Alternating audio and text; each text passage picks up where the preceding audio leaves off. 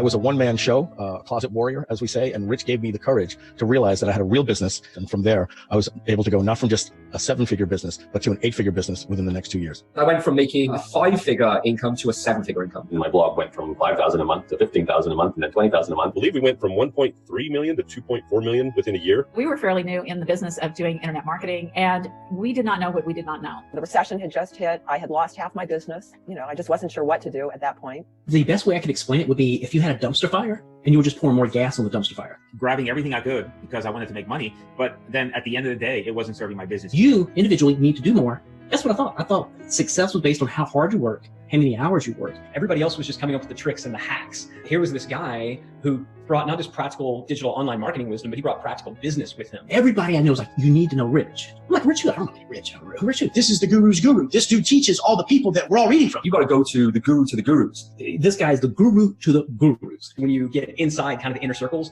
everybody knows who Rich is. Rich was the first person who really explained online marketing in a way that I really could understand and apply. It was like the light came on in a dark room and I saw, there's a whole layer to running a business I'd never thought about. Since the time that I started working with them, I've generated, millions and millions of dollars in revenue. More money started coming in. Then all of a sudden I'm producing products and coaching programs and building an audience that needs what I am good at. And I'm getting $5,000 for my 12-week program. I'm getting $2,000 for my 4-week program. But I want to say this, that it's been about more than just the money. I feel like in many ways he gave me my life back. Besides being a guy who thinks strategically and thinks in terms of solution, Rich is a good guy. And it's really refreshing to have somebody with his caliber of knowledge who you can tell really cares. It was freedom. That's the easiest way I could put it. It was freedom. A sense of freedom, a sense of hope and future, where I could see a path to get to where I wanted to go that I wasn't going to get to on my own. Someone like Rich can really put worth in you that you're not seeing. Confidence. In business, so much of our success depends on our own internal confidence. Having the confidence, knowing the fundamentals and understanding how the business moves. He works with people who are having your same problem. So he's able to show me someone like me. It's not just someone talking about hypotheticals. These are tried tactics that he's done year in, year out.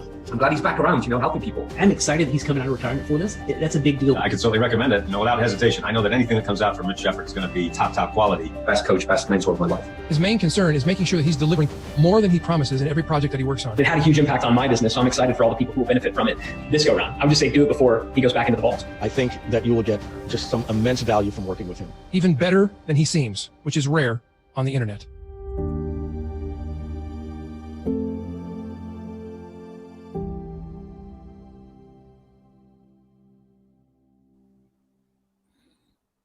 Hello. Welcome, everyone. Rich Sheffrin here, not wearing my traditional V-neck. Apologize for that. Testing out a different shirt, a better quality shirt. A lot of writing on it, so I don't know if I'm going to continue with it. Thanks to Jack. I'm drinking a Truly. So this should be a fun live stream. My name is Rich Sheffrin. I do these live streams every Tuesday and Thursday. Tuesdays from 2 to 4 p.m. and Thursdays from 6 to 8.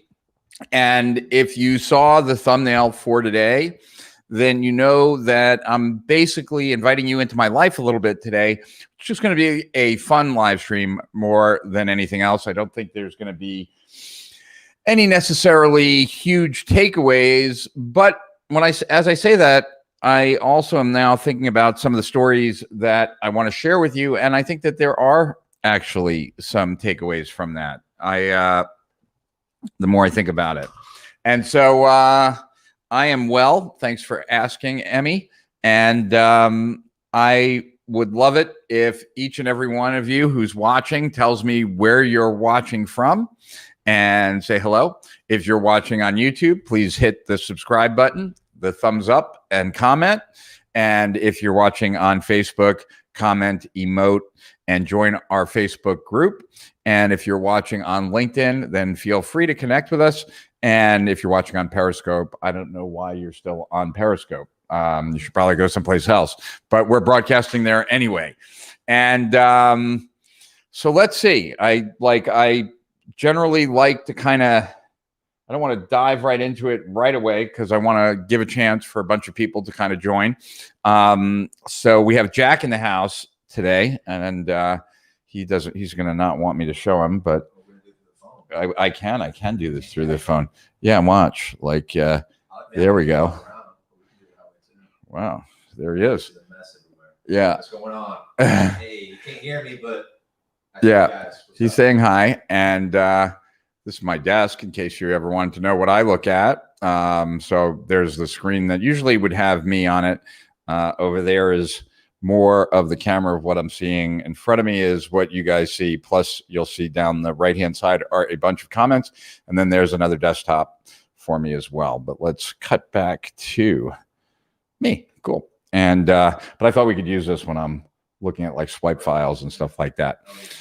So yeah, so that's what we're gonna do. We're just gonna share different, things. Some will blow your mind. I was sharing some of the secrets here, not secrets really, but like stuff from my life, coincidences, things like that, that are kind of like blow your mind, so to speak. So let's say hello to you guys, and then I guess we'll dive in. I've got lots of pictures from the past, pictures of me with Gary Halbert and stories about that, and it should be a good time. So yeah, just want to say thank you for being here. Thank you for joining. And if you have any questions about anything that is related to your business, I guess, so we can certainly attack that. In addition to that, any questions that you have about the history of direct response, be glad and happy to answer those as well. And then in addition to that, I was talking to Ian Stanley yesterday. I interviewed him for Steal Our Winners, and he mentioned a book that I hadn't read, which is not impossible but generally uncommon. And the name of the book is The Surrender Effect. I actually read a different book by the same gentleman, The Untethered Soul, which I loved. I thought it was like one of the best books I ever read on spirituality. And I didn't know that the guy that wrote The Untethered Soul had also actually grown a $300 million software company. And so, as well as like creating some kind of like ashram temple and stuff and a bunch of other stuff. So kind of cool when someone has like all bases covered.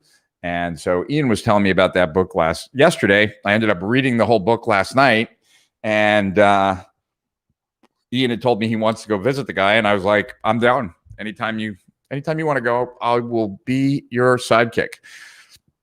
So let's say hello to everyone.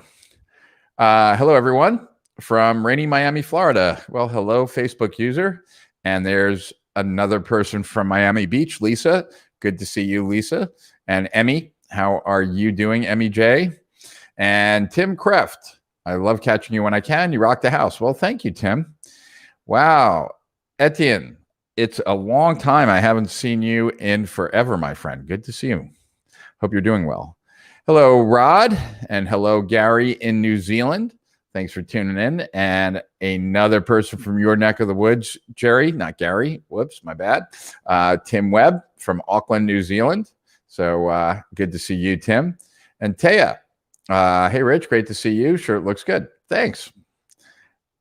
You look like you're so seriously pondering something there, Taya. Peter Fogel, the only comedian copywriter I know. Facebook user, Collarville, Tennessee. Nice to see you. Facebook user Troy Erickson's in the house, getting on a private jet. Nice profile pic. Troy, good seeing you, my friend. Let's try and catch up next week if you have time. I'm swamped. I actually owe a bunch of people phone calls. Hey, Neil, it's going well. I hope it's going well for you too. Hitesh, you're coming in from Los Angeles, and thanks for doing the live streams. I always come out learning something. Cool. You're a beast. You're a beast, Troy. Hello, Rich from Nigeria. Hey, Daniel, nice to meet you.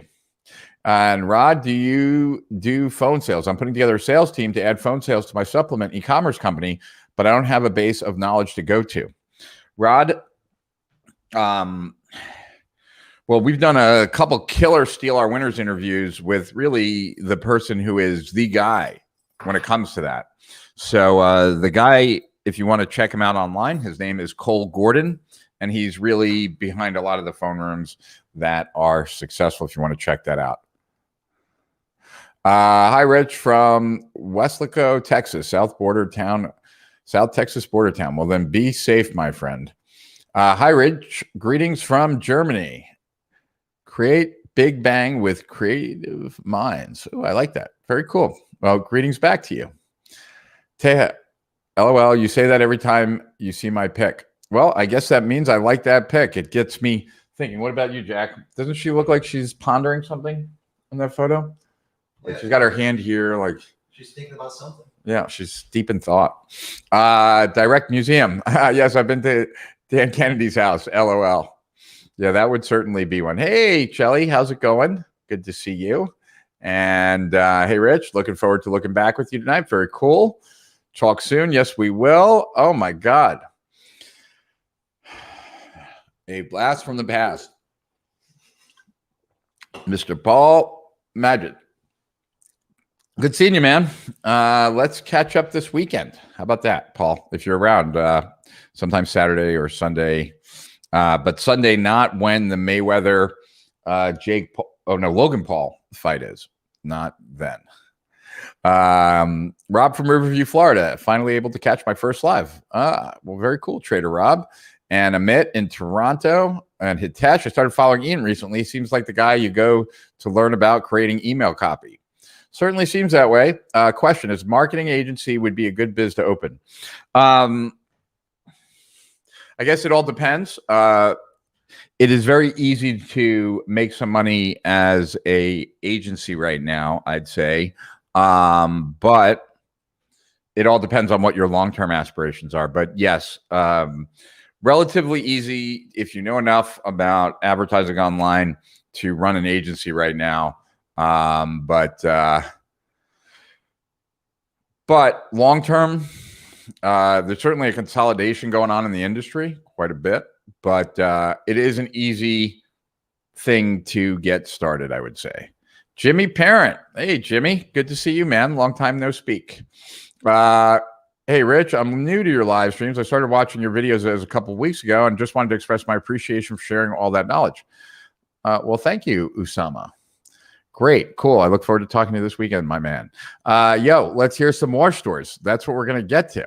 Hi from Medicine Hat, Alberta, Canada. Hey, Lorna and Priya in Israel. Stay safe. And Trader Rob went through your last video and have been binging on conversation AI training. Yeah, it's a really cool product. All right. So trying to think where to start. And I guess I'll start with an interesting story, right? And that interesting story is based on, let me see if I can pull up this. All right. I think I can here. So let's see now. Yes, I can. So I'm going to share a photo here. Let's see. No, that's the wrong one. That would be this one. There we go. And see if I do that. All right. That's cool. And okay. So as you can see, that is me and Jay Abraham. And this has to be back in like the year 2000, maybe even, no, this is 2001. This is definitely 2001. The guy on the right is named Dennis D'Annunzio. He was the CEO of a company by the name of Positive Changes. I was going to be merging my company with them. They ended up taking me for a bunch of money. So nothing really too much to share there about him. And I wish he just wasn't even in that photo. However, what's interesting is that Jay was running a special. And the special was that he was still charging us $5,000 an hour, but you could buy either 2 hours or 4 hours, so either 10 grand or 20 grand. And if you bought, you'd have the ability to pay, instead of normally you'd pay in advance, you could pay $1,000 a month. And so this, so I took him up on that offer, and I did a 4-hour call, not a 4-hour call, 4-hour meeting. And that was the very first time I met Jay Abraham. And this picture here was the very first time I met him. Now, I met him early that morning, and dropped him off to add myself back to the stream. I gave him two autographed basketballs for his sons. One was whoever the two biggest Lakers were at that time. I think Kobe and maybe Magic Johnson or something. I'm not a basketball fan, so I don't know. But got him that as a gift and went to breakfast with him, and then met him later that afternoon for 4 hours for this consult. And the biggest thing I learned at that, which I've shared with you guys numerous times, was that I had read a lot of Jay's stuff up until that point.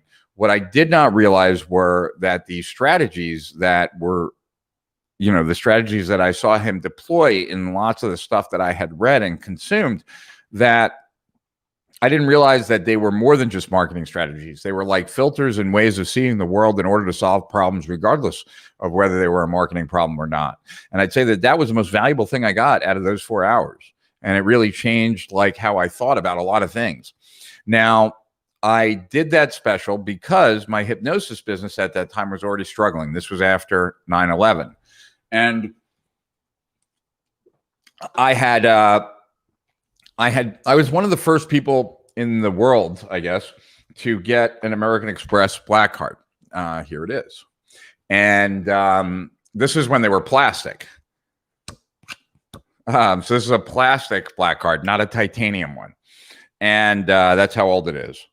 It actually expired in 2002. So yeah, so this was old. And and the reason I was one of the first in the world to get this is because I was charging about, I guess, around $3 or $4 million a year on my personal card. And the reason I was doing that is because I was running most of the advertising expense of my business through my American Express card. And the reason I was doing that was that I was spending all this money with the Daily News. The Daily News gave me net 30. And then I would pay on the 30th day with my American Express card, which would give me another 30. So I could float my advertising costs by 60 days. Anyway, after 9/11, the company wasn't the same. I didn't cut back as quickly as I probably should. Made some dumb mistakes. It was the first time I had ever not massively succeeded. And I was not really expecting that to change. So I made some mistakes. Anyway, American Express, when I owed them 2 months worth of payments, they cut this card off, which meant that I had paid Jay $3,000 of the $17,000 that I owed him. And now the card was being declined because this card had gotten shut off. And so Jay felt like I was going to beat him. That most of the time that when someone doesn't, like when their credit card gets declined and gets continued to be declined, you generally have gotten beat. And by the way, total tangent, but back then the American Express card, the Black Card, was only $500. I think now it's like 5,000 or something like that.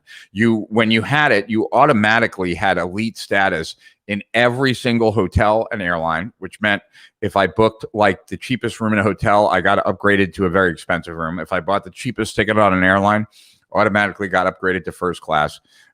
The services went down and down and down as the cost of the card went up and up and up. I really am thankful that I had it at the time that I did. Anyway, so Jay thought I was going to beat him for the rest. And I told him, like, look, I just need to get back on my feet. I'm going to pay you.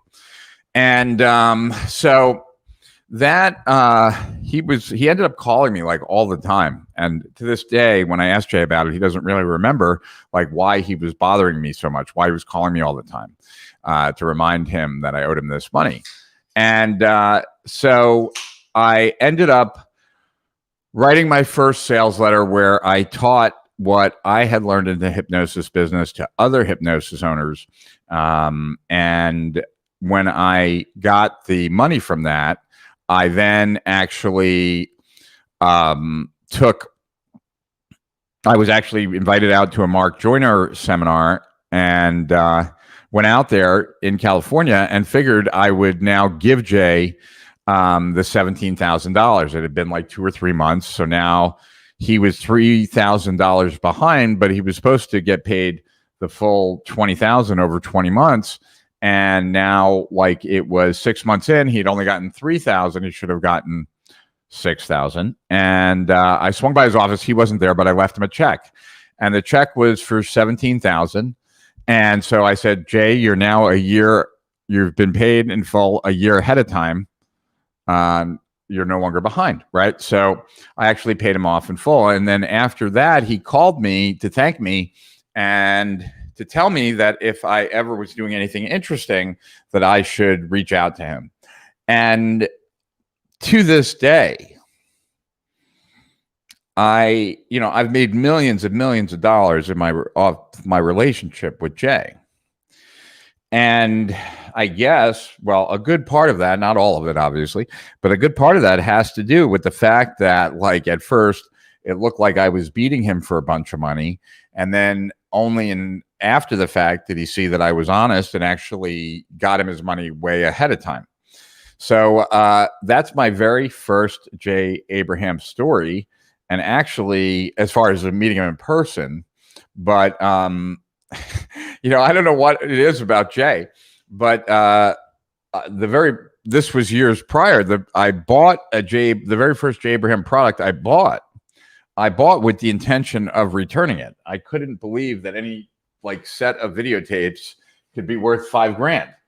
And so I bought them, but I'm like, because I wanted to know the answers of what the bullets, it was PEQ1.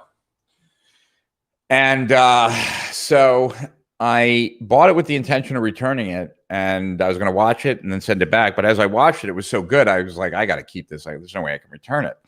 And so there you go. It was the money back guarantee that got me to buy. And then this I paid in full because, he delivered the service, and that was the only thing that I should do. But it started off a relationship with Jay that has made me millions. And actually, I think there's some other pictures in here that I wanted to show you with Jay. Yeah. Okay. I will be showing you those. All right. So that is that. Let's see what you guys have to say. If there's anything interesting in the chat.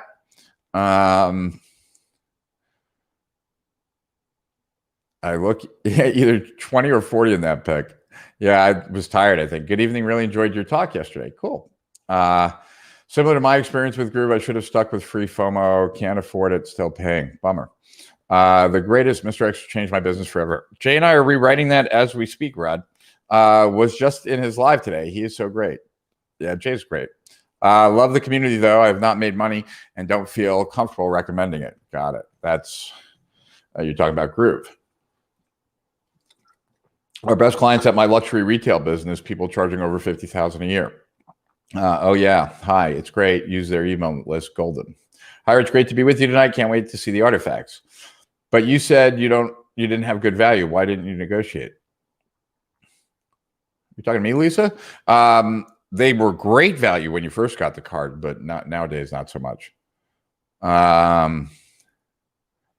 Is there a way to send me a personal message? Yes, Lisbeth. Just send it to me in Facebook. That should be the way to do it. And if there's a problem, you can send me a friend request and I will approve it. Yes, Groove. Cool. All right. So let's go to the next one. And I think interspersed with some of these, I'm trying to think of, I guess, because I do have real physical items and that are very direct response oriented to show you, but I think I should show you them in sequence. So the next one is actually, let's put it on here. There we go. The next one is me and Dan Kennedy. So there you see Dan. This actually is probably, no, I guess this is around that same time, I guess. Of around the same time of that picture with Jay. This was my very first Dan Kennedy seminar I ever went to. At this Dan Kennedy seminar, I also, I don't know if I took pictures with John Carlton. So there's me and John Carlton. So if you want to know what I look like when I was, there it is, me and John Carlton. What I look like when I was 30, 30? Yeah, about 30. That's what I look like. Yeah, same, pretty much. I don't see much difference. But who knows? Maybe I'm just being too kind to myself. So funny, when I took the picture with Kennedy, I don't know why I keep putting the picture here. It's so weird. When I took the picture with Kennedy, he told me I couldn't use it for commercial purposes. And that with John Carlton was at the same event. And it was from what I learned from Dan and John that actually had me write that first sales letter that allowed me to pay back Jay Abraham. So the next person that I wanted to share a photo of was none other than Gary Halpert. And so Gary, so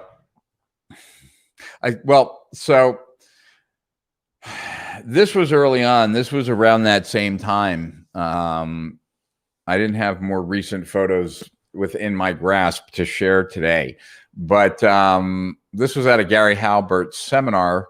But later on, when I was hanging out with Gary one night, I had, so those pictures were, I would say, 1999, 2000, 2001.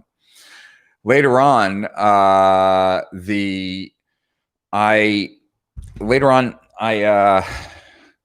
did a bunch of projects with Jay, right? And that was like in 2004, 2003 and 4. And then did a bunch of projects with John Carlton. And so we were at this Agora event, and I was hanging out with Gary, and Halpert said to me, look, you've made all this money for Jay and you've made all this money for Carlton. When are you going to make me money? And I said, anytime that you want, Gary. And he said, well, let's do it. And I'm like, okay. He's like, how are we going to do it? I'm like, you've done all these amazing seminars from the past. I have them all. And I believe that we could sell them now. And, you know, I think we could sell them separately, and we could probably do a great, afterwards, greatest hits or something like that. So I don't hear from Gary for a while. Maybe it's like a year. It's a while though. And I get an email from nosexgary@aol.com, because that was his email address. And the subject line was, you're going to go apeshit over this. And then attached was a document. I'm opening it now. I'll share it with you guys, so we'll look at it together. When Gary passed, and I have a few stories in between, Bond didn't know about this letter, and I don't know if they've actually ever used it, but they weren't aware of this letter, and I sent it to both of his sons, Bond and the other one, I forget the other guy's name, so that they'd at least have it. So let's go to this. I really want you to see this. I want to see if I can make this big enough so you can see it. See, 200%. Let's get rid of this.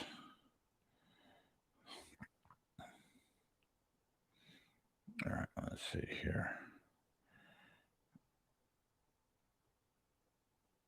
There we go. And let's do this. Make this enter full screen and make it maybe a little bit bigger. Maybe even. All right, there we go. So I'm going to read a little bit of this to you. Dear friend, I'd like to invite you to a special seminar. This seminar, unlike any I have given before or since, will be uniquely different. For one thing, I managed to gather together a group of world top marketing minds. The list of speakers reads like a who's who or Hall of Fame of marketing. For example, Joe Sugarman, legendary direct marketer, best known for selling multi-million dollars worth of blue blocker sunglasses by mail. Joe almost never presents at seminars. What I had to go through to convince him to speak here was unbelievable, but well worth the effort. Michael Gerber, small business development guru. His background, his underground bestseller, The E-Myth, is a must-read material for every entrepreneur in the country. Michael will reveal his 7-step process for creating a business that feeds your life instead of feeding off of it. His presentation is sure to leave you speechless. Jay Abraham. He's the $5,000 per hour marketing consultant responsible for over $7 billion worth of sales. His clients include both mom and pop shops all the way up to the Fortune 1000 companies. Plus, nearly 24 more speakers will be there, including my crack team of A-list pro copywriters headed by John Carlton, Blade Thomas, and yours truly. We all share one mission: to give each attendee our most profitable advertising, business building, and marketing secrets. I'm convinced we will achieve our goal because we're going to let loose and reveal everything, and I mean everything, you would ever need to know to make all the money your heart desires. Here's a small sample, right? And so now just a bunch of bullets, right? And blah, blah, blah. There's more, a lot. However, before I go on, I'd like to tell you what else makes this seminar so electrifying. You see, I'm personally screening out every attendee. You will have to call me for a one-on-one interview. The reason to my madness is simple. I only want real players in the audience. Why? Well, I wanted this to be the best seminar ever. I'll carefully choose people who will benefit the most. Besides, I don't want the star-studded panel of speakers to waste their breath sharing secrets with people who would never use them.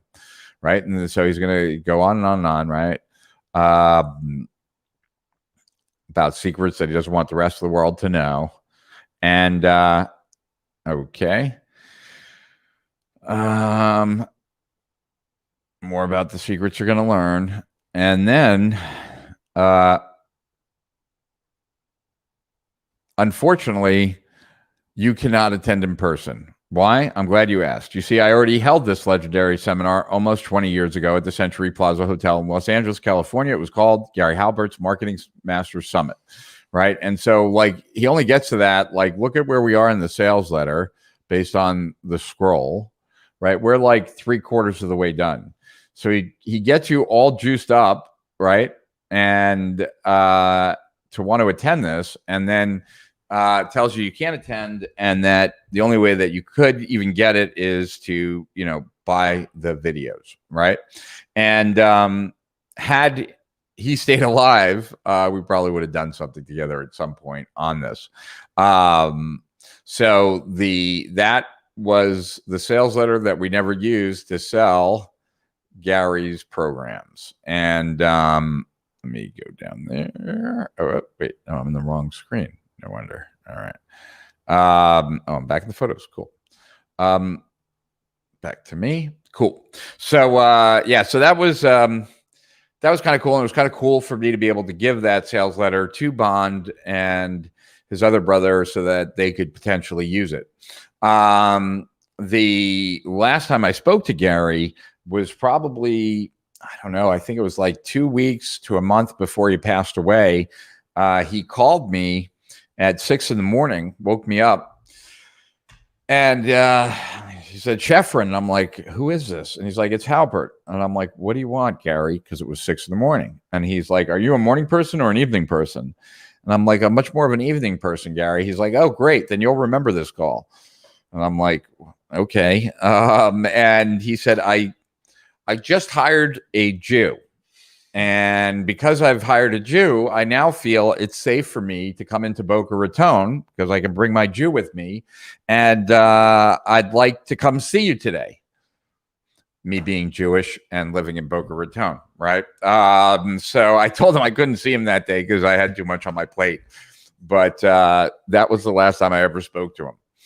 So that's Gary. And here's a picture. Wait, that's not it. There it is. Here's a picture with Bond, his son, that I took, I guess, a couple years ago. Let's see. There we go. So there's Bond. This was actually Ted Nicholas. Whoops. That's who was speaking at that seminar where I went to go pay Jay the $17,000 that I owed him. All right. So next was this. So there's me. Oh, that's not me. There's me. There's Jay. there's Stephen Pierce. And Stephen Pierce was my first mentor online. I learned a tremendous amount from Stephen. And at that time, Stephen was like, had the #1 selling ebook online about internet marketing. It was called The Whole Truth. And Stephen had invented a lot of things, including the squeeze page, like the name capture page. He also was, or maybe Dean Jackson did. I don't know which of the two of them did. I think Stephen did it though, but I could be wrong. And he also did this search engine thing, black hat stuff that I used to do with him, called Smart Pages. So anyway, as I told you guys, I had kind of left the door open for myself with Jay because I paid him back earlier and he didn't think he was going to get that money. And so, can you do me a favor and just grab me a drink, like whatever we have in there, like either Diet Coke or coffee in that top fridge. Because of that experience with Jay, I met Stephen I was in his coaching program, and I met him at, is there any coffee or? Yeah, you got coffee. Yeah, just give me a coffee. I met Stephen at the big seminar, and I was already in his coaching program. And I showed him the notes I was taking on his calls because I've been mind mapping for God knows how long, and he had never seen a mind map. Most people in internet marketing hadn't back in like 2003. And he was kind of blown away by that and very interested. So he was like looking at my notes really closely. And as we got to spend a little bit more time together, I asked him if he'd be interested in doing a project with Jay Abraham. And he was like, of course I would be. That would be epic. And so I was like, I think I can make it happen. And so then I reached out to Jay and I said, Jay, I've met this guy named Stephen Pierce. And Stephen is one of the biggest deals online right now.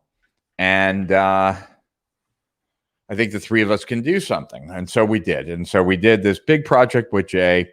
I ended up doing most of the work, or at least I felt like I was doing most of the work between me, Jay, and Stephen.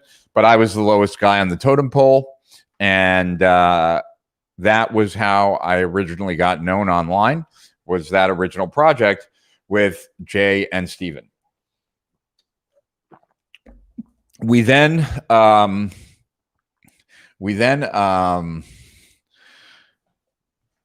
we did a 3-part teleseminar series. A lot of the stuff that you see in like product launches, we were doing back then, not really knowing what we were doing, but turned out to be very effective. Then from there, we also did a coaching program behind that teleseminar series where we brought in a bunch of money for a bunch of years. And that was kind of my focus for quite a while. And then that coaching program that we sold, and I'm looking for something as I'm telling you guys this, I apologize. That coaching program that we sold came with a live event. And at the live event, that was the very first time I ever spoke on stage. And Jay and Stephen had both spoken, countless times, and had kind of like prepared presentations. I did not have prepared presentations. And so that was a problem and a challenge. And I was also nervous. And I wanted to, do well, obviously. And I had never presented. So I worked really hard on my presentations. And one of those presentations is, let's see, hold on. Just looking for it here. Bear with me one more second. I think it was this, wasn't it? Output? No. So, no, it's not this. I know that. Mac Video Library, maybe? No. Maybe I'll find it later. Oh, maybe this is it. Hold on. I think it is. It is. All right. Stop. So, all right. Sorry for that delay. So anyway, I did a presentation there on they did 3 presentations there, but one of the presentations, was my presentation where the U diagram was in. And in that presentation, a lot of the manifesto you can see in that presentation. And that presentation turned out to be the best presentation of the 3-day event that Stephen, Jay, and I had done. And I was just very fortunate that actually, because it resonated so deeply with people, I knew I was onto something. And it's also one of the reasons I'd love to show it to you is that I'd also like to show it to you for selfish reasons, because what you would see in it is me presenting the U diagram in 2004. So there's a person whose name will remain unmentioned, who likes to just cause problems for people. He's kind of that kind of person. And he claims that he created the U diagram with me in 2006 because, for the Internet Business Manifesto. Unfortunately, though, I have it on video that I was already presenting it using it in 2004. So, Harlan Kilstein, next time you want to lie, why don't you get a little bit smarter and figure out a better lie? Anyway, that's me being petty for a second. Now we will get back to what I was covering. Anyway, I'm transferring that video over so you guys can see it.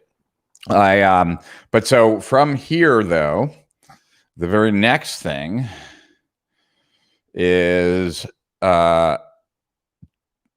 this would be Jay's. Let's see, I got to put it where you can see it. There you go. This would be Jay's 60th birthday party.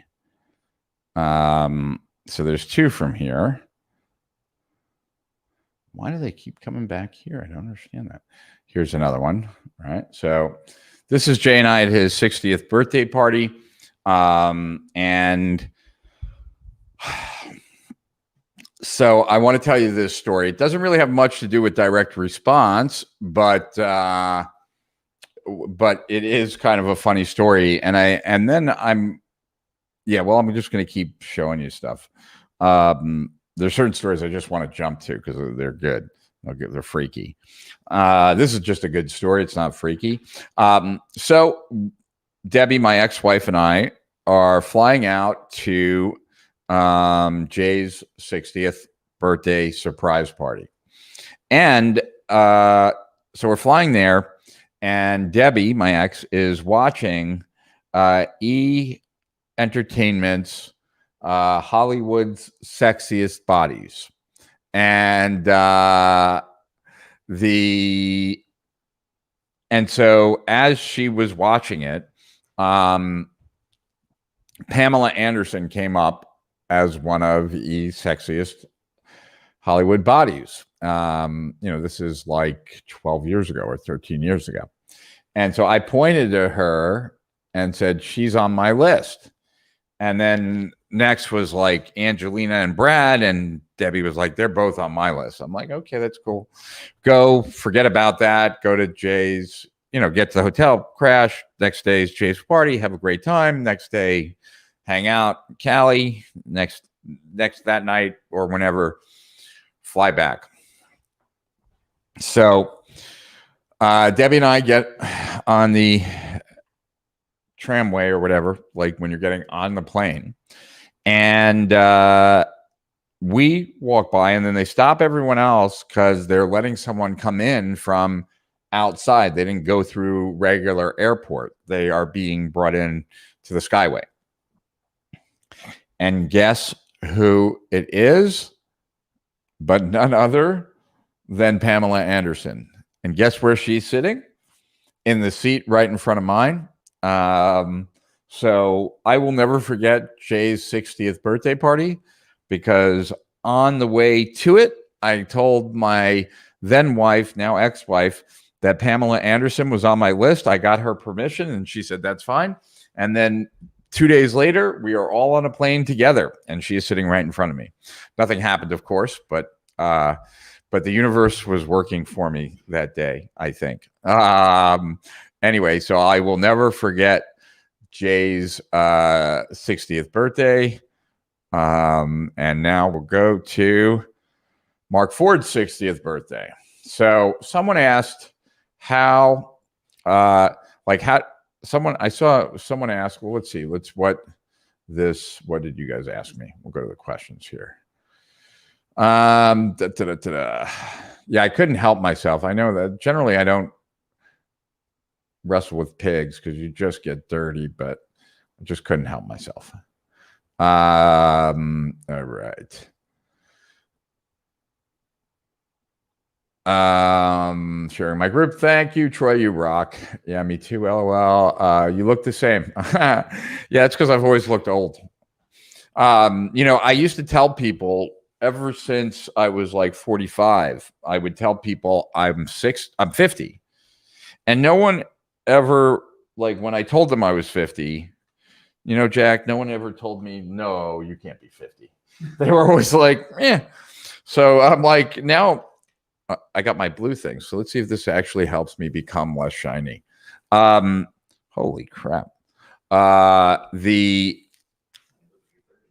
Yeah. No, so now I want to tell people I look 60. I'm 60. And I want to see if anyone tells me, no way, you don't look 60. Because no one ever said you don't look 50. But anyway, sorry I'm late. Why? You're never late. We go for 2 hours. There's not a beginning and end. We go for 2 hours. Got to share that with Bond. We'll check it out. How did you first get involved with Agora? Okay, I'm going to answer that in a second. I just saw that. And how were you able to establish relationships with Jay, Gary, Dan, and other influential marketers? Have you always had a marketing background? Well, all right. So a couple things here. I think that, well, let's see. Hold on. This type of copy is so inappropriate in luxury retail. You don't want to sound like a car salesman. One of the reasons I don't want to recommend Groove, it will pollute my image. Okay. Did he look for... We've had that happen. This is some serious history. In our internet startup, Wedding Flowers, my husband, the token Jew, you know how we make money? Okay, this is Hugo. My pick is not shown today, but anyway, Dean Jackson claims he invented the squeeze page. Don't know if it was him or Steven. It was definitely one of the two. Hello, Rich. Great footage, and thanks for sharing. Strikes me that there is a definite advantage in living in the USA if you want to build relationships in the online space. Social media is no substitute for physical, personal interaction. Birds of a feather flock together. I would say so. Ouch, that's got to hurt Harland. Rich Sheffrin, same feelings about Harlan. Ha. Yeah, there's just too many people. They're showing up on YouTube and Facebook, Lisa. We had a similar story with John Cusack. Oh, that's very cool. You don't look 60. Thanks. Priya, you're the first person to say that. So anyway, so where was I going with this? Okay, yeah. So I think a bunch of factors. One, I told you how Jay and I bonded. We bonded because he thought I beat him. And then actually I did something that only an honest person would do, because I didn't just even go back to the payment plan. I actually paid him everything way ahead of time.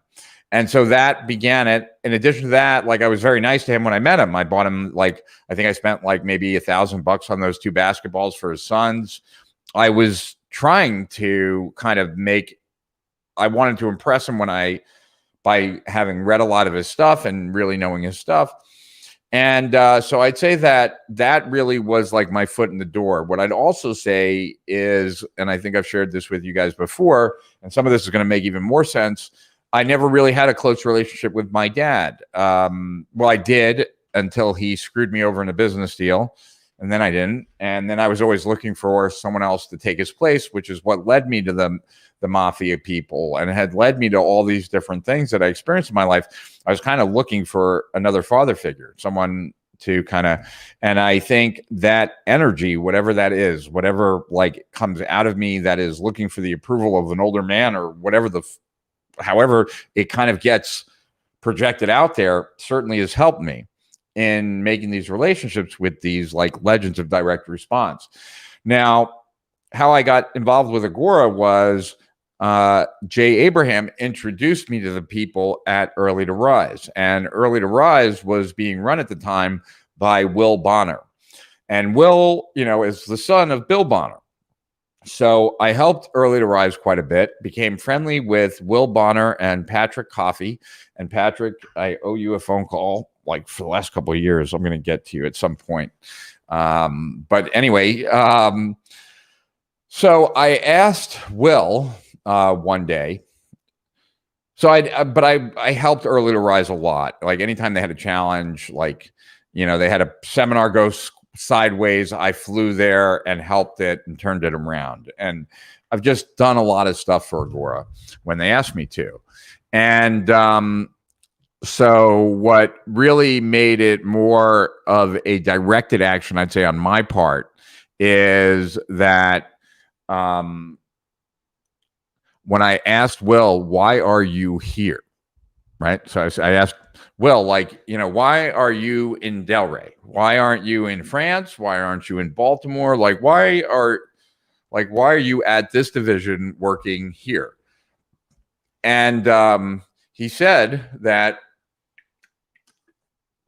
his dad wanted him to work around Mark Ford. And so I figured that if the only copywriter in history of all time who has become a billionaire by building the most successful information publishing business of all time is sending their son to work around a specific gentleman because he believes that's where he'll learn the most from. If it's good enough for a billionaire's son, it should be good enough for me. And so I decided that I was going to get to know Mark. And so the next time I did another favor for Early to Rise and they asked how could they repay me because it was stacking up in my favor, I told them, you can get me a meeting with Mark. And I did that meeting with Mark, and he actually wrote I'm going to pull this up as we're talking, which is never a smart idea. It's the final chapter. So in or my free reports, actually, I could just do. Yeah, all right. Let's do free reports. So I met with Mark one day, right? And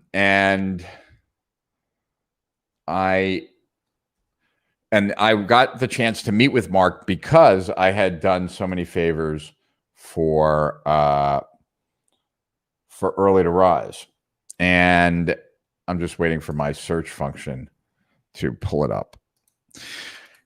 And he made me an offer for strategic profits right then and there, which I thought was kind of funny.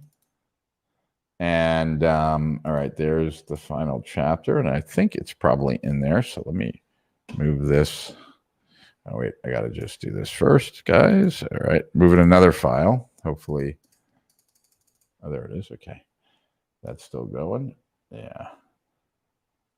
All right, let's see. Is that gonna happen fast? Yeah, there we go. He wrote an email about the time that he met me. And let's see if I can pull it up. Well, I'll show it to you in a second. But here is Mark. So this is Mark at his 60th birthday. And he also goes by the name of Michael Masterson. And, Mark is one of the founders of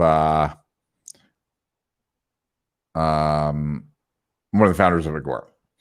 So I met with Mark, and what was really cool was, and I'm waiting for this file to move over. He wrote in Early to Rise the next day about meeting me, and what was really cool about it was just like how he used it as a lesson, which I thought was kind of cool. I'm pulling it up here too. There we go. Well, I could have just done that. All right. Can't do that yet. All right. There we go. Do this. All right. Whoa. I just made this too big, guys. All right. Sorry about that. There we go. I see it. All right. Let's see now. Okay. So now let's go to this. And we will go here for a second. So you guys remember this report? This was the final chapter. And it's about what was going on in my life that was crazy. There's a picture of Mark when he was much younger. And I was pulling this up because there it is. So I'm going to read this to you. Hopefully you can see it. But, okay, so not the next day. But my door is open, but nobody's coming in. Several weeks ago, Patrick Coffey, ETR's director of internet marketing, told me that Rich Sheffrin, a well-known internet guru, wanted to meet with me. So the three of us got together a few days ago. The subject of the meeting was how to locate, hire, and groom superstars.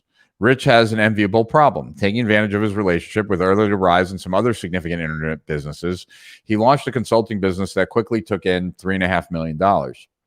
I had the beginnings of what could be a very good business, he told me. I don't want to screw it up by not surrounding myself with great people who can help me build something sustainable. I told him I'd be happy to help him in any way I could, so we got right to the discussion of 3 key positions he intended to fill and the candidates he pre-selected. I had met Rich once or twice before. He'd spoken at our conferences and sold products to our people, but I'd never spent much time talking to him. The hour we spent together the other day convinced me he's very bright and knows both marketing and the internet very well. In fact, I was so impressed with his skills and his character that I suggested Early to Rise might be interested in buying his business. He wasn't interested in losing his independence, he told me, but he'd be happy to work together on other projects in the future. We met back to a lively conversation about how our industry works and the type of people who are best for key positions. At the end of the hour, we shook hands and promised to talk again. My door is always open to you, I told him. Afterwards, thinking back on our meeting, I wondered if Rich's reason for making the appointment was to get my advice on hiring or to get some time with me so we could get to know each other better. In either case, I was impressed. For years, I've been advising Early to Rise readers to build their business network by getting informational interviews with people they would like to do business with. If that was Rich's intention, he succeeded, good for him. If, on the other hand, he simply wanted my advice, good for him too. If he had both objectives in mind, he was doubly rewarded. Not only had he gotten some pretty good advice about how to hire great people, he had secured my friendship and won my admiration. And although I'm sure he didn't plan on it, he also received a possible offer to buy his business. After the meeting, Patrick sent me the following email. I just wanted to drop a note to thank you for meeting with Rich and me today. Rich has done a lot to help us in the past, and I feel like we owed him one. I know he really wanted to get your advice, and I'm sure he appreciated it. Just going to the meeting reminds me that I need to schedule more time to meet with you. Though I'm not in the same position as Rich, I feel I learned a lot from your conversation. I have a great resource right next door, and I never seem to use it. It's funny. Rich is willing to change his schedule, call in favors, and cancel appointments to meet with you, and all I have to do is ask. And the subject line was, my door's open, but nobody's coming in. And so I guess I've always been very grateful and gracious, both, like, to the people who I have great admiration for. And so, yeah, they're like, I wanted to meet with Mark. I didn't have any intention of, like, my goal wasn't to befriend him. I really wanted to get his advice at this point because, like, of what had happened. Geez, I like this mirror image thing, and now with this side part. Anyway, that was a really flattering letter, and I really enjoyed it, and I was really happy that that happened. Francisco's in the house. All right. Appreciate that. We need filters. Okay. You're just 50. You are not. Jay is a great father figure. Yep. He is gracious. Mr. Rich, how are you? How you doing, Mr. Saint? You're in Baltimore today. Good to see you then, John. My little town. Yeah. It's a problem. What was I drinking? I'm drinking a coffee now, but I was drinking a Truly. And if Jack gets another Truly for himself, I guess I'll have another one too. I'm amazed at your filing system. I guess a lot of people are at that. Free fish. Look at my genitalia. Try selling a being. Really elegant. If I had the ad floors, I'd know what to do. My marketing budget was over $220K a year. I have no idea, Lisa, what you are talking about. Oh, dollars. Okay. I still don't, but I don't get like fish. I resonate with what you said about need for a father figure. Have you read Thomas Carlyle on heroes and hero worship? No, I haven't. And someone else just mentioned that. Wow. Got a hero and heroes worship. Someone else just mentioned that to me, though. Thomas Carlyle.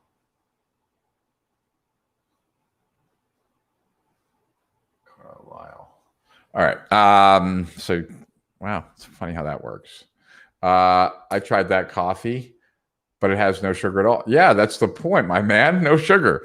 All right. So anyway, I thought that was such a great email when I saw it. Well, I mean, obviously, I'm biased, right? But it was nice to know that it registered, right? Next, just to show you, and then I want to actually, I'm looking forward to showing you. I want to show you something else. This is more of like a freaky story, but I think you guys will dig it. But let me show you this first. A lot of people don't know this, but yeah. So if you know Tom Beal, he used to run my company for me. This was after Todd Brown worked for me, or worked with me. There I am, and there's Justin Brook, who also used to work for Strategic Profits many years ago. So if you know the traffic legend Justin Brook, then now you know where he came from, or who he worked with. So yeah, so now that we have Mark on, this is a truly freaky story. So as many of you know, well, let's see. Yeah. Cool. As many of you know, as I already said, not that close with my dad. Dad kind of screwed me in a business deal that it was unforgivable. And so I was very distant from him for many years. And then he got bladder cancer, and I was closer with him during that time, you could say. And so he was going to have this surgery. Nobody thought he was going to die. And I had him come and meet me at the cigar bar. And so we got a chance to meet Mark. And this was maybe like, let's say, a week or 2 weeks before he had to go in for surgery. And so I got a chance to meet Mark. And then Mark went home, and it was just my dad and I. And I used to fuck with Mark quite a bit. One of the things I would do, Mark hated it. Mark hates it when someone else picks up the check, or someone buys him a gift. He feels very uncomfortable. I get the sense he really doesn't like owing people stuff. So, you know, when we were at the cigar bar, I used to like pick up the tab all the time, like with him not knowing, and then just to see him get uncomfortable. And I would buy him presents all the time too. Excuse me, also just to make him uncomfortable. So anyway, they were running some kind of special with Padron, which is both of our favorite cigars, mine and Mark's. And if you bought a box, you got this really beautiful cigar, this beautiful crystal ashtray that was a Padron ashtray. So I ended up buying, you know, a box, 2 boxes, because I wanted to, and I left the second ashtray in Mark's cigar box. Like, we all had boxes at this cigar bar, and with a note like, "Hey, enjoy the ashtray. You know, Rich, whatever." So next week, fly up to New York. My dad is having this surgery where they discovered he had bladder cancer, and so they're removing the bladder, and he's either going to have a colonoscopy, a bag on the side, or they're going to be able to build him a new bladder out of his small intestine. And so they end up doing the operation. They end up able to build him a new bladder with his small intestine.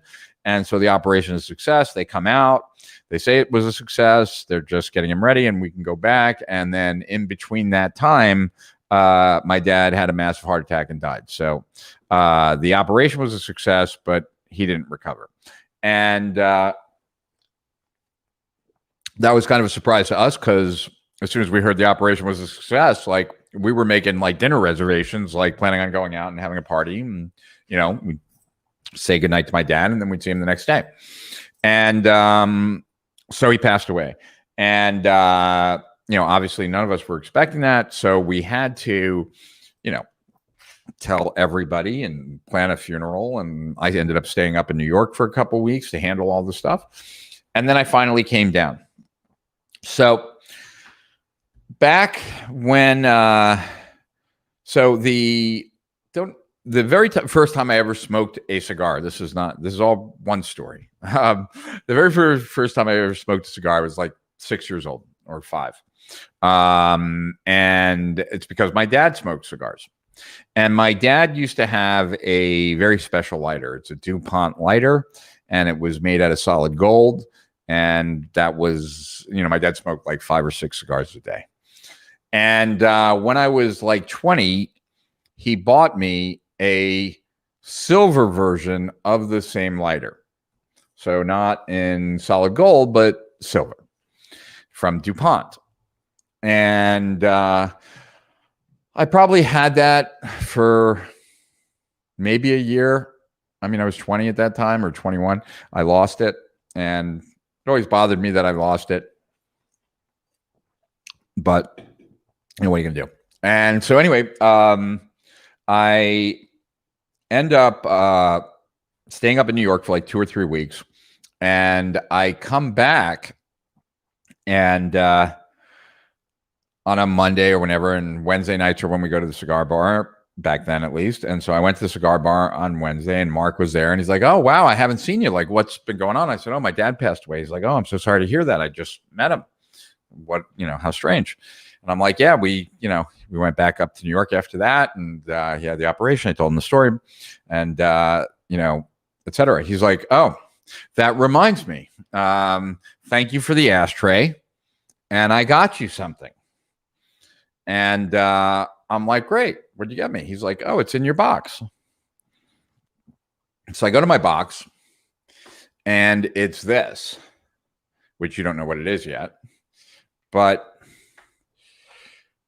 I have chills right now as I tell you this. It was the very same lighter that my dad bought me that I lost. It's the same silver lighter because obviously, like the ashtray was probably like a couple $100 and Mark is not going to let me have a more expensive gift to him than he got for me. So he went all out and he bought me this solid silver lighter from DuPont.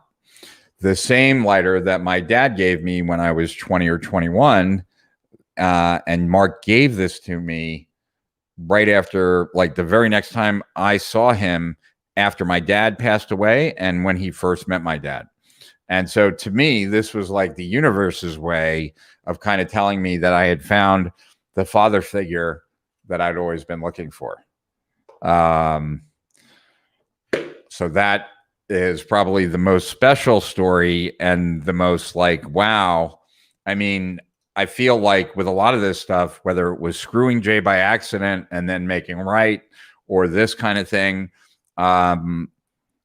when I'm on the right path, and I'm trying to do the right things by people, I just always find that there's a lot of synchronicity that goes on in my life. And so while this was like, holy shit, it's shit like this happens for me. And it happens for me more often than would be believable, I guess is my point. But obviously, him giving me the same lighter that my dead dad had given me meant a tremendous amount to me. So that's that. Cool story there. And so this is a horrible picture, and I have better ones coming later, but this was the very first time I met Bill Bonner. And as I said, not the best picture in the world. This was at the castle in France. I was presenting back in 2004, like there. Is it 2000? No, I'm sorry. This was like 2005-ish on different launch strategies that we were using in internet marketing back then. And so that was the beginning of me interacting with Agora more and more. And that is, yeah, so that was the beginning of that relationship. Then I just want to show you a few other pictures, and I'm just gonna, let's see. Yeah, so let me just kind of bounce through these, right? So here is, there's me with Clayton Makepeace, the third father figure for me, really. It's really Clayton, Mark, and Jay. Those were the three. And so there's Clayton, and there's John Carlton. You know, when I posted this, this is probably my favorite caption of all time. When I posted this, like I posted this to Facebook, and I said, it was a really exciting day for John Carlton and Clayton Makepeace. That was it. Very proud of that. So this is many years later, but this is me, Mark, and Bill. This is in Nicaragua, I believe.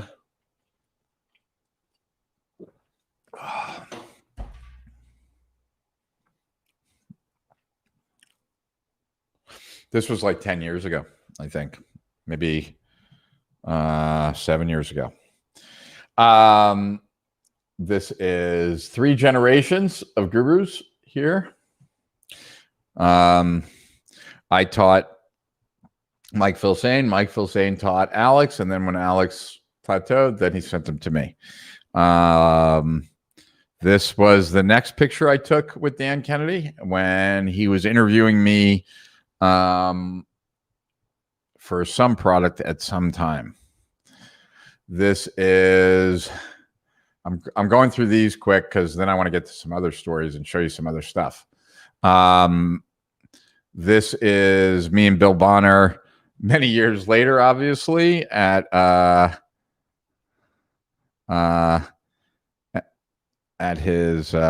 castle in France.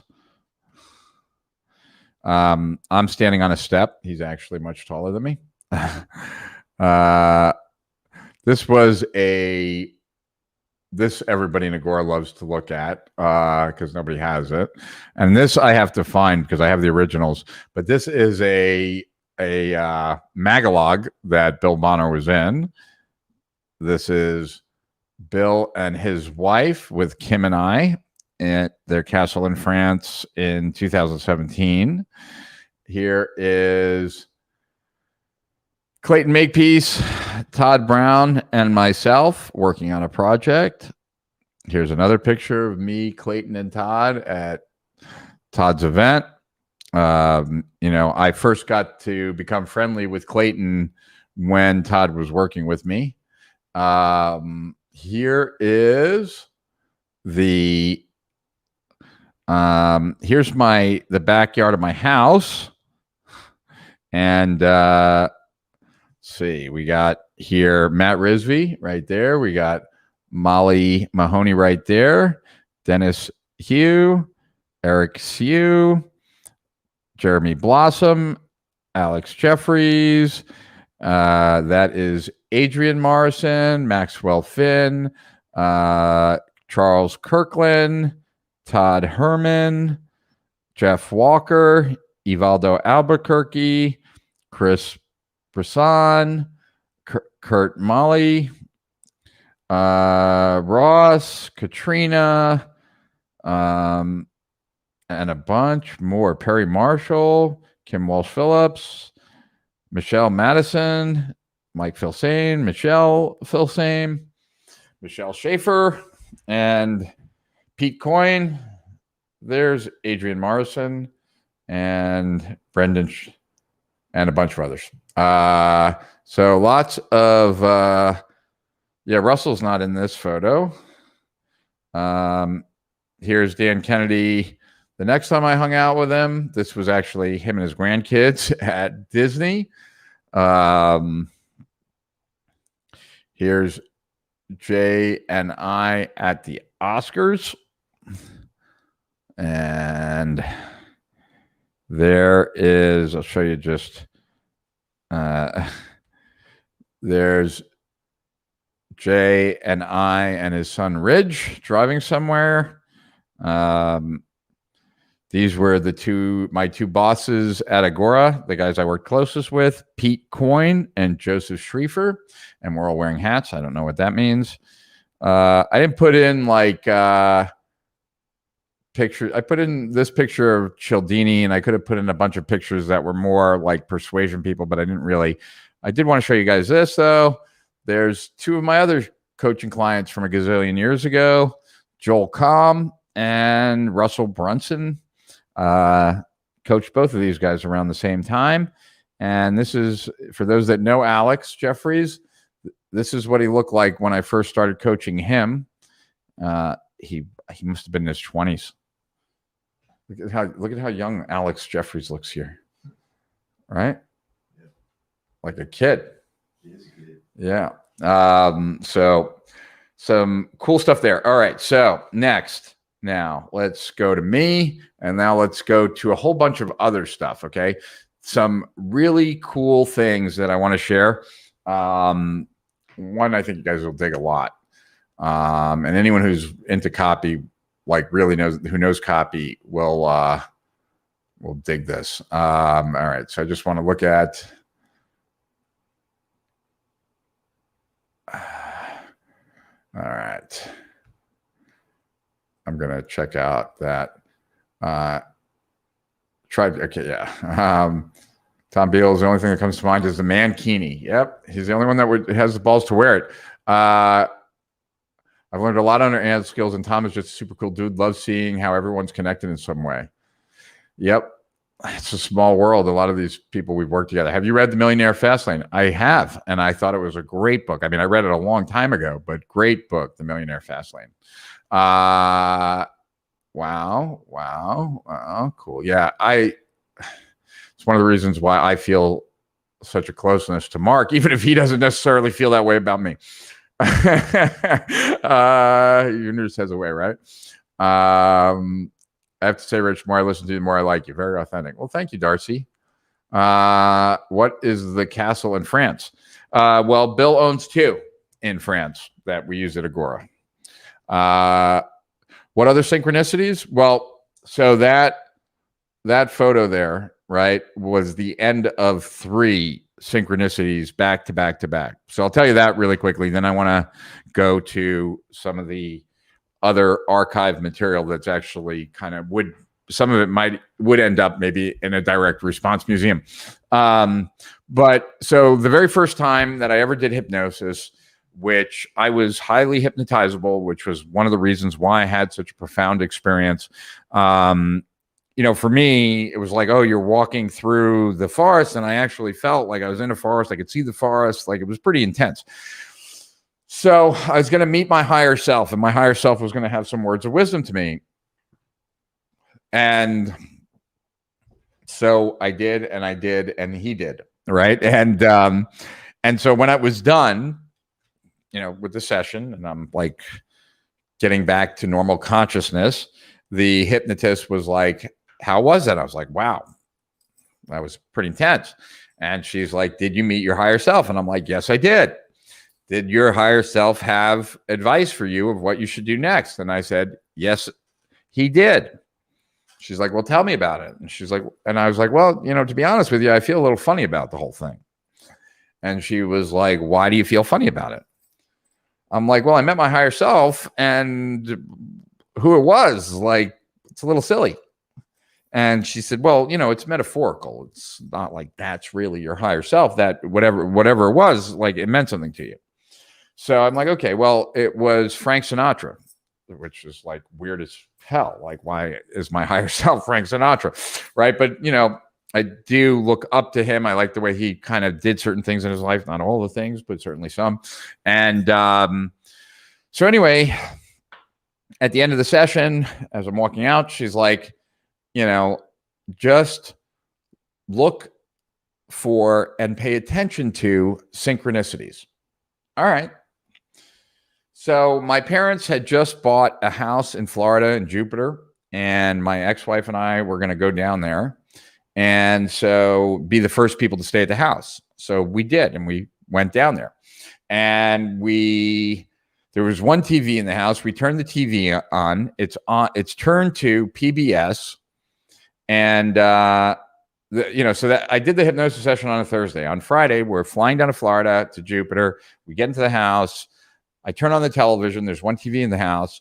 Turn it on. It's on PBS, and it is a concert with Frank Sinatra and Joe Beam, like the girl from Ipanema, right? The two of them. But there's Frank Sinatra. That's synchronicity one, right? The next day, we go to this gourmet store called Carmine's in Jupiter, and I was looking for, I forget what I was even looking for, but there was a brand called Sinatra that was a label of Frank Sinatra's, like it was a licensing deal, and that was just kind of funny. And so it was like, okay, synchronicity number 2. On the third day, we went down to South Beach, and we were in a studio gallery on Lincoln Avenue, and they were doing a photo exhibit by a famous photographer of rock and whatever else, like music, and like have his coffee table book. And they were selling that photo, which I bought. And, it's one of 50, I guess. And because that photo is of Frank Sinatra waving goodbye. And the advice that I heard from my higher self that was portrayed as Frank Sinatra was change everything and walk away. And that to me was Frank Sinatra walking away. So on the third day, I bought that. It's probably the most expensive piece of art I own. And actually they used that photo for his, for the program of his funeral. So that's another synchronicity that occurred in my life, but there's a gazillion of them. There literally are. Well, not a gazillion, but in Nicaragua. Like Phil saying sounds a bit megalomaniac. Well, I would say that most gurus are. In fact, you need to have,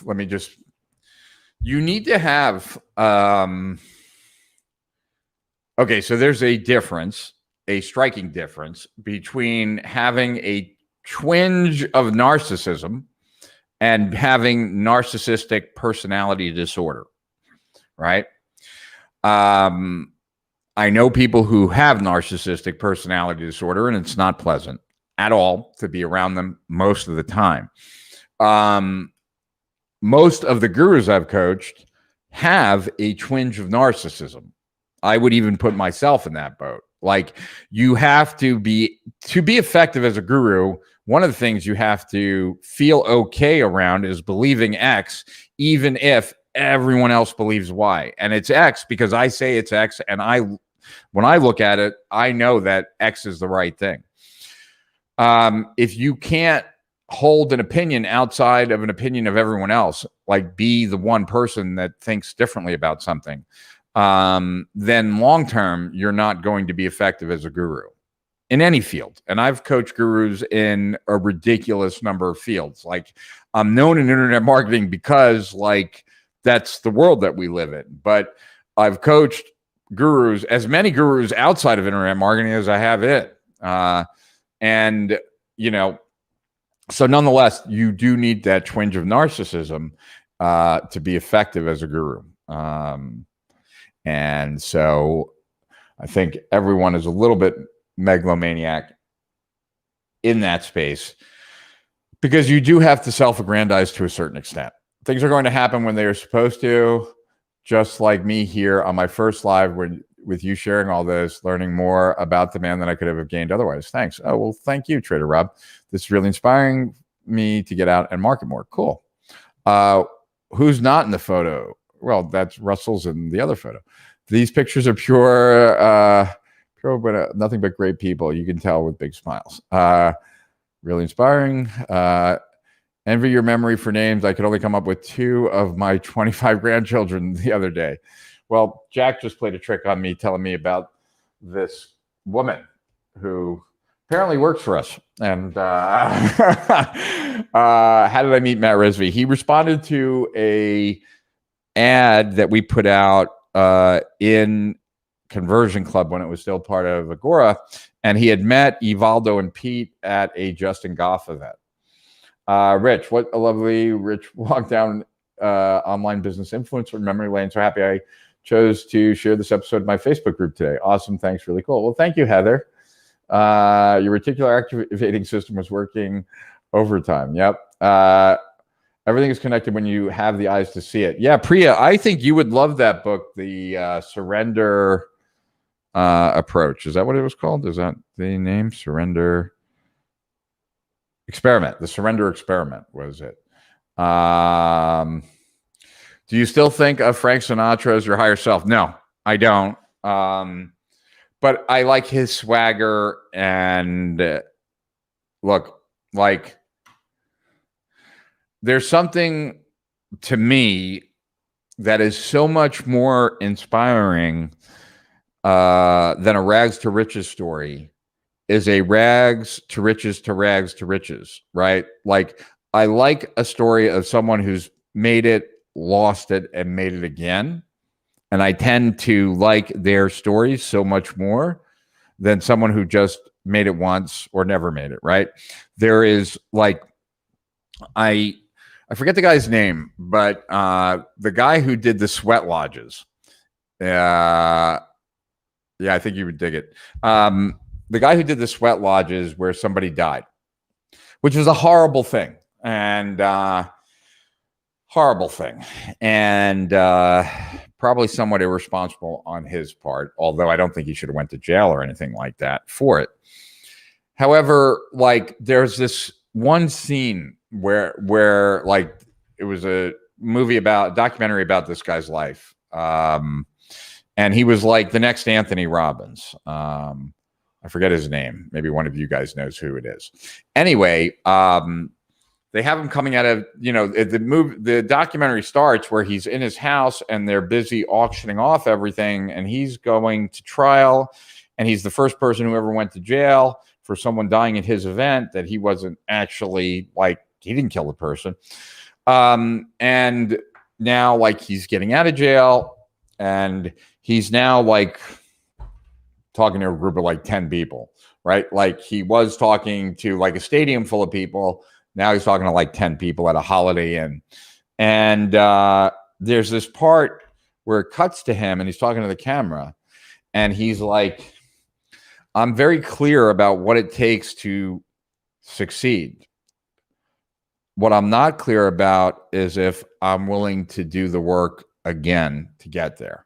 And to me, like, that like hits me because, one, like, I've been in that position. Like, I could have rebirthed my hypnosis centers. The idea of doing it again was so unappealing to me. I knew I needed to get into another. Yeah, James Arthur Ray, that's the guy's name. So I understand what it takes to lose everything and then rebuild it. And like, the deal that my dad screwed me in was the deal that like put me as close to ruin as I could be. My ex-wife we just had our baby. She didn't work. I was the sole provider. I didn't want to have kids until we had enough money where I felt pretty set. And by the time the baby was born, we didn't. And getting screwed in a business deal at a time when I just had a new baby and I had put a lot of money into something was really worst timing ever. But having gone through that made me into a much better business coach. One, because now I know when it's time to pull the, push the eject button. And I've also just learned in my life that nothing good ever lasts, nothing bad ever lasts, nothing ever lasts, period. And so Sinatra had that, the up and down in life. And life is more interesting that way. There's no doubt about that. So yeah, I think it's more along the lines, I'd say, Leon, these days, that my higher self is whoever my higher self needs to be at any given moment to give me the advice that I need in that moment. That's what I would say.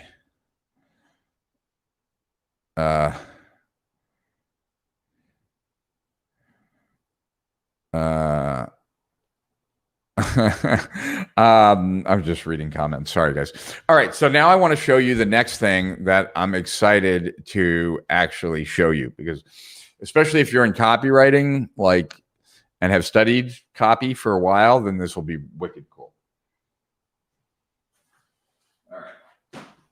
So this is, I have a bunch of these, right? This is Abraham swipe file number 1. But if you look here, and let me see if I can do this real quick, is get rid of these pictures for now. And now go back to that. All right. And do this. And yeah, cool. Wow. All right. So those are all of them right there. Right. And so what all of these are, you just leave that on top. But what those binders are is, oh, Todd Brown is texting me, good time. All right. The what those are is, so the very first project that I did with Jay, not the one that I did with Steven, but then we're going to do some other ones. I decided that it would be better if I had copies of all of Jay's sales letters. And so Jay said, yeah, that would be fine. And I hired 2 temps and rented a high-speed photocopier and had it brought into Jay's office with those 2 temps, and they photocopied everything in Jay's office. A couple years later, when Jay was moving, he lost these, and so I've been providing them to him ever since. But so these were all the sales letters from Jay's office. Now, Jay did a newsletter with Phillips Publishing, and Phillips Publishing was the very big behemoth prior to Agora. They got up to about a $200 million a year business. And and then from there, that was that. All right. So what I'm doing now is just pulling up the phone here. Let's see, this should go. You know what? Can you hand me do you see the tripod underneath my desk over there that has no, right under the desk. Yeah. Yeah. Cool. Cool. All right. So let's see. I'm just going to see if I can set this up so I can show you guys the best way. Yeah, this will work. Cool. All right. This will make it a little bit easier for me because I want to show you a bunch of pages from here. So let's see. Let's go. All right. And get rid of that. And do that. No, we're going to do that. All right. Now, what the hell? Can I change the format? I'm trying to figure out. I don't think that's going to work. All right. I'll just do it by hand. All right. So this newsletter company called Phillips Publishing, let's do that. Let's see. No. All right. There we go. They launched this newsletter with Jay. And there we go. And so, cool.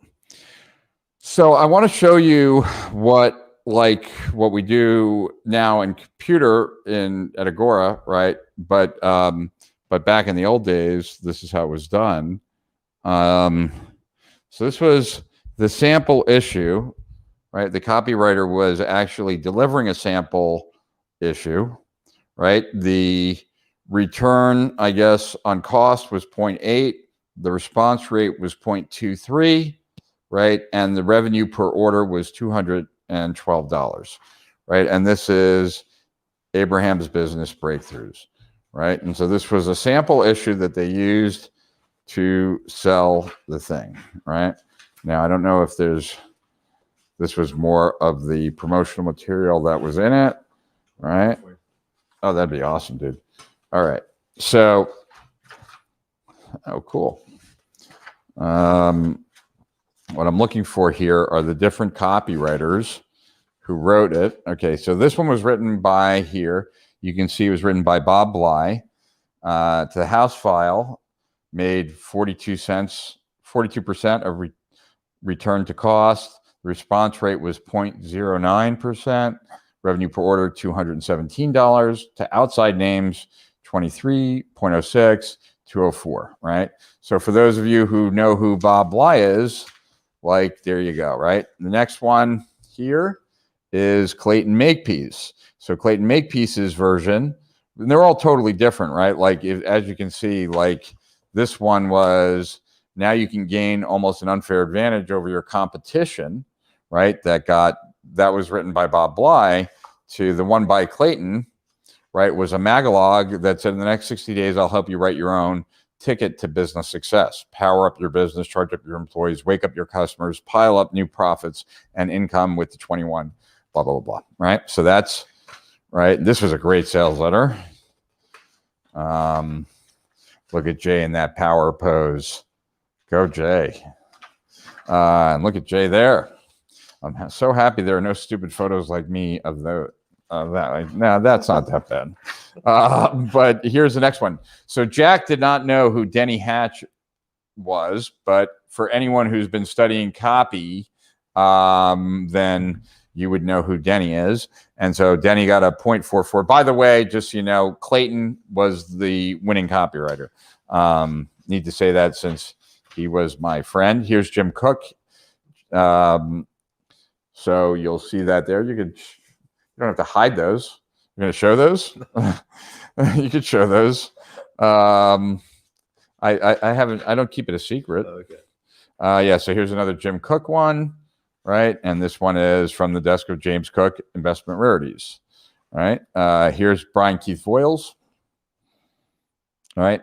And obviously, what's valuable to me are actually what was written, because, the way I'm described, you probably don't even know this, but the way that Bill Bonner describes me to people is they say, oh, when he's introduced, he's like, Rich is like the Jay Abraham of online marketing. Brian Keith Voiles there, right? So here's another one, making money in business made easy, guaranteed, right? So that was this one. So there's a million. There's literally hundreds of letters in here, all by different copywriters, all trying to write the control for this Jay Abraham promo. Here's one by Otis Maxwell, right? And this one was kind of interesting. This one is packaged like a business growth proposal in July of 1996, right? That's when this promo was being done. Let's see the next one. It's Jay and Tony. Jeffrey Fisher, right? Learn from the $4 billion man. What a shame, huh? That Jay was only able to cause $4 billion in extra sales by the time he was my age, and I'd done 15 billion. Yeah, that's too bad. Yeah, it's too bad. Poor Jay. This is another Clayton one I know, and I love this. They are 6 of the most overlooked business mistakes you can make. Each one can cost you at least $1 million in missed sales, income, and profits and wealth. And while the odds are 50-50, you're making at least one of them now. In this letter, I'll show you how you can easily eliminate all of them for good, and in the process, right? Blah, blah, blah. Love that, because it makes it clear that there's going to be value in the sales letter, which not all, right? Mac Ross, it's another, and Kim Kraus, that's another sales letter written by them. And I'm trying to think. So anyway, of course, because Jay's ADD is worse than mine, he has lost this, and I've had to take different ones and send it to him at different times, right? So different cover test here, right? Take all your business books and toss them in the nearest dumpster. Anyway, so these are all from the J. Abraham swipe files, of which I have 9 of them here, right? So basically all of Jay's programs that he's ever done are in those. This was the first year. I have them all, but this was, oh yeah, this was business breakthroughs. Now, most of you, well, I don't know if most of you guys would know this or not, but let's see. I think we're good on that for now. I'm going to put it back to me, so hold on. I'm not sure if most of you know this or not, but Jack is really tall, just for the record.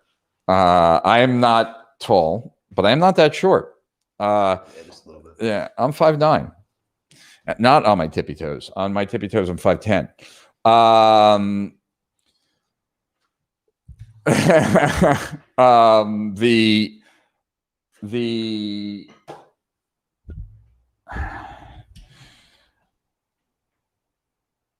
Yeah, what do I want to show you next? I want to show you I want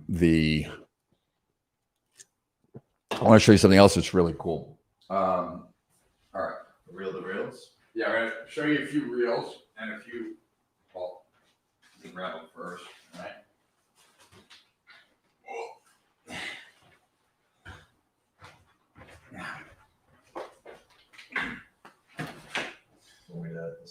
No, I'm good. All right, so I'm not even sure. I have to look into this because when they were given to me, I was told that I could actually, I have the contracts in there and everything else that, so like we can do stuff with. The Francisco, I showed something I had from Halbert earlier. So,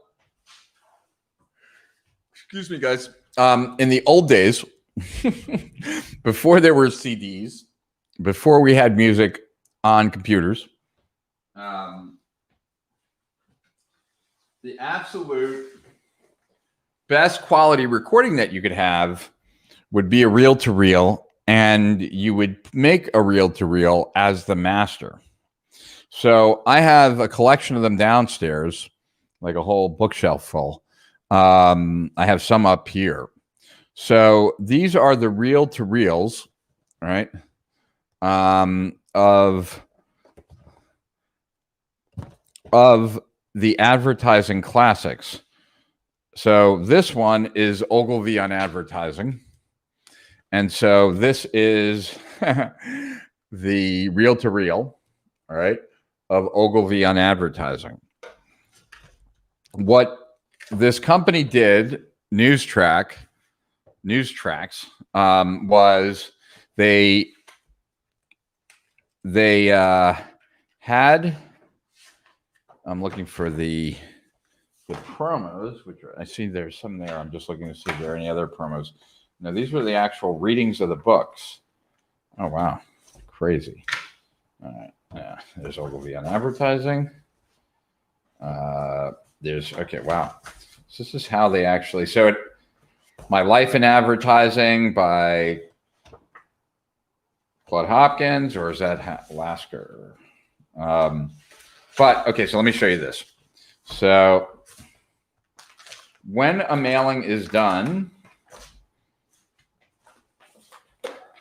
so I have all of the advertising classics in reel-to-reel format with contracts, with what was said on them based on what was taken out of every book. And so so Jay, this was a project of Jay's. Jay's had all of the best direct response books of all time converted to audio. And the promos were like this, right? Like announcing news tracks, advertising classics, and 8 masters of ad strategy at your service.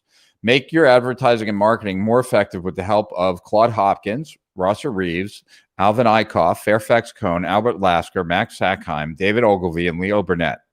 Listen to their words on audio cassette in your car, wherever you go, inside a free wall poster with information you can use.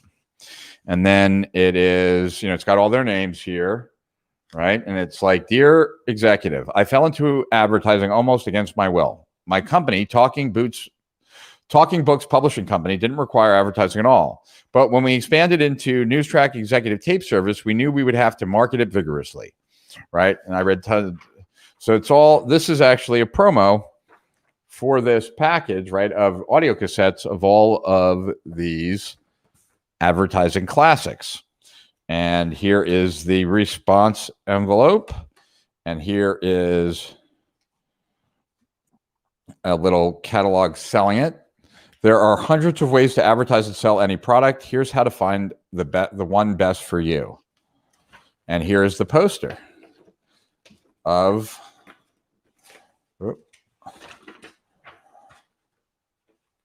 what. Oh, wow. So these are what David Ogilvy had to say, what Claude Hopkins had to say, what Leo Burnett had to say. I didn't even know I had this. It's kind of cool. So under Leo Burnett, to change advertisements is cheaper than to change human nature. The successful advertiser knows how human nature works and sets it to work for him. So anyway, so this was a promo, right? And then I have the results of this promo to all different house files, right? To all different files and lists. The mail date, what the quantity was mailed, and the response from the different lists, right? And so each of these envelopes, each of these is a different promo. So I'm just looking to see if I can find another promo. Looking to see if I can. I'm looking to see if I can find another promo for you guys. Easy to see. So this is pretty insane, right? Like, yeah. Here's another promo letter, right? And it says, save $50 on marketing and advertising strategy you can't afford to miss. Special offer for Manager's Edge customers. So this must have been a promo, like a JV type. Here's your last chance to get our current set of advertising classics for yourself, your marketing manager, your marketing, or your company library. We're closing out our inventory of this 8-book audio cassette album, 16 cassettes. And while our supplies last, we're offering this $125 set at a very rare special price of $75. Right?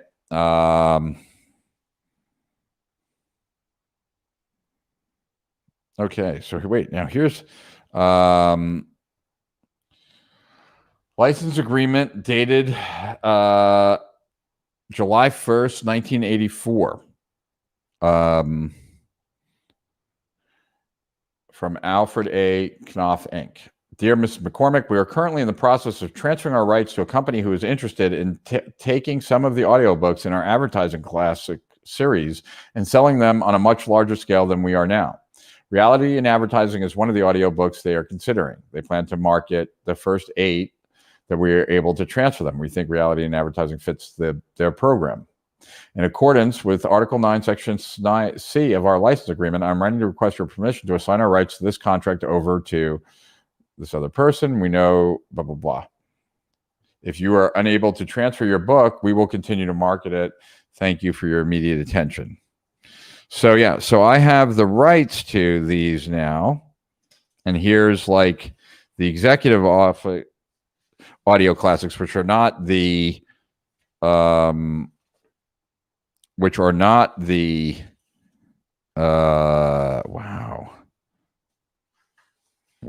I actually got to look at this. There's some really good stuff in here. All right. I haven't looked at this in a long time.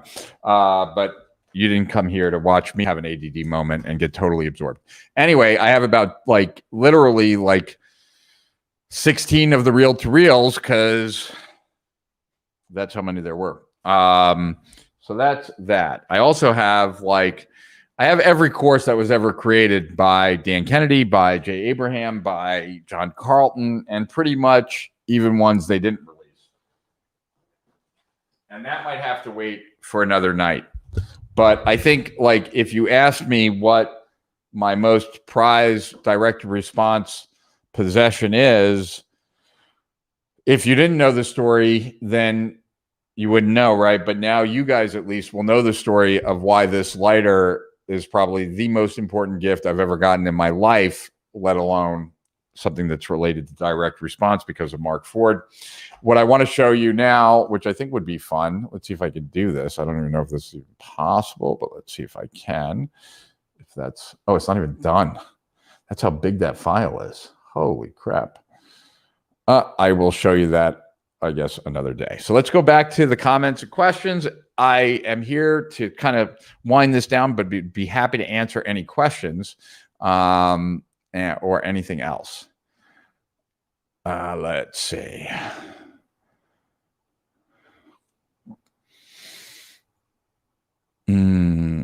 All right. I would love to do hypnosis like that. Yeah, well, if you're highly hypnotizable, hypnosis is fucking amazing. I have Jay's entire PEQ in print, a stack. Yeah, totally is. It's huge. I did it my way, and these boots are made for walking. Yep, I know Nancy's song there. Maybe you can create an online marketing museum and all can have their input. It'd be a great resource. Yeah, that would be fun. Rich, do I still coach? Yes, I do. Right now, just a few private clients, but we're going to be rolling out a coaching program within this month, so I'm told. I've been working with companies like Agora for 17 years, but other than that,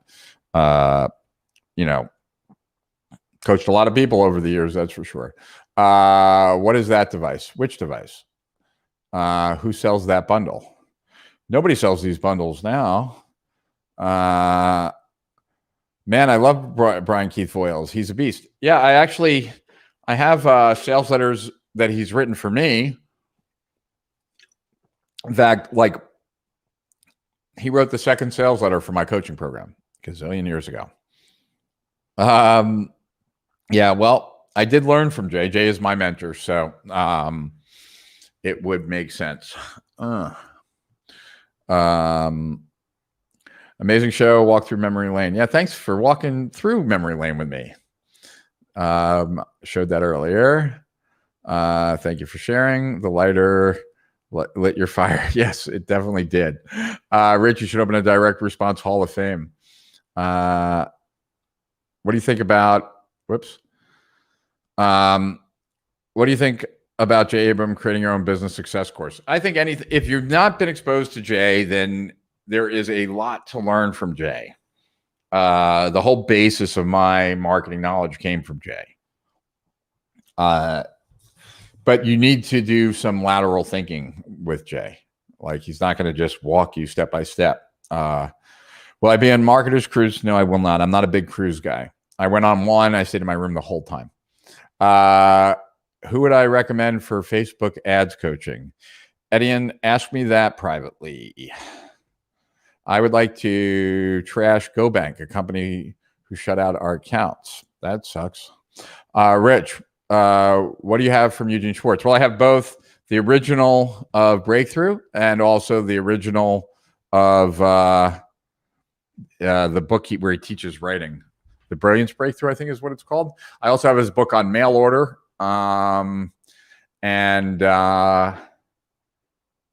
Yeah, videos. I have a ridiculous amount of content, but I think that's basically it. There is, though, he did write a book, Francisco, on mail order, and it's a white book, and it just says mail order on it. So you're missing that. One of the best business books. Jay's Getting Everything You Can from All That You've Got. Actually, we just took 7 or 8 Steal Our Winners segments. They're being put as an addendum to that book, and that's going to be given out. Anyway, so that's it, guys. I am tired. I am going to kick back here with Jack. I might even get stoned. I don't know. And I will be back on Tuesday. Oh, I don't know if I'll be back on Tuesday because I will be in Cleveland. I will be in air. So unless I'm doing the live stream from my seat in my JetBlue plane, oh no, I'm on United. So no Tuesday. I hope to do one on Thursday, actually. We will find out. But I also have to go to the bathroom wickedly. So I'm going to wrap right here. To Higher Profits Beyond. Thank you all for just spending an evening with me as I reminisced on different things from my past as it relates to direct response. Thank you, guys. I look forward to seeing you guys sometime next week. Not sure when. Maybe I'll do one on Monday or something. But I'll keep you guys posted. We'll post a thumbnail. Till then, to Higher Profits Beyond, Rich Sheffrin, over and out.